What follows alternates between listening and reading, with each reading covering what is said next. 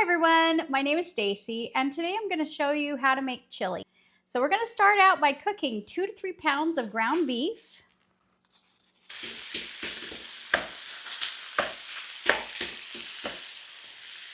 And then we're going to add 2 cups of chopped up bell pepper and 2 cups of chopped up onion.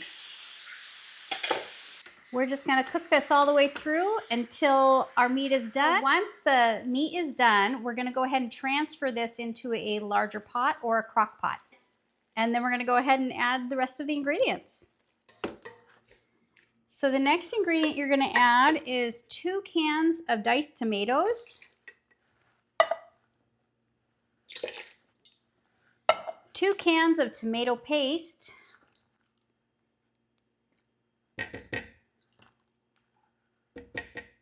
we're going to add 3 cups of water.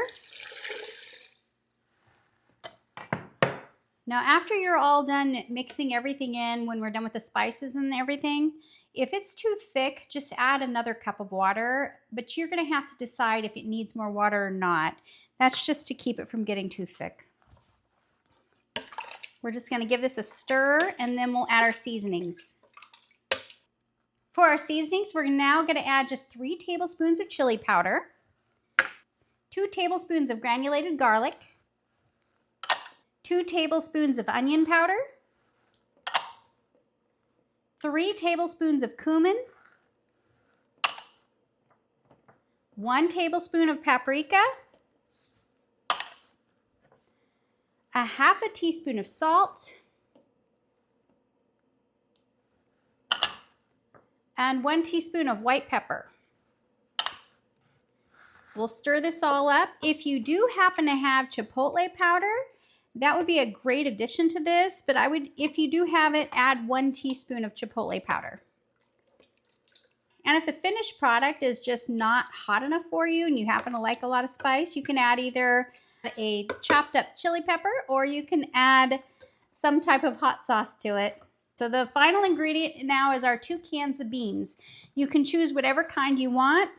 Kidney beans are nice. I'm using pinto today. So just 2 cans of that. And now we're just going to heat this up to let all the flavors blend. It takes about 30 minutes to simmer this and get all these flavors to come together.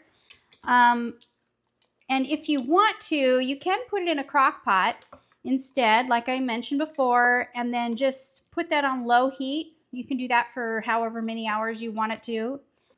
So that's all there is to this chili, and then I'm going to go ahead and show you what the final product looks like. At the end, you might want to serve this with some cornbread or a nice side salad or just some tortilla chips. It's completely up to you. Have a great day.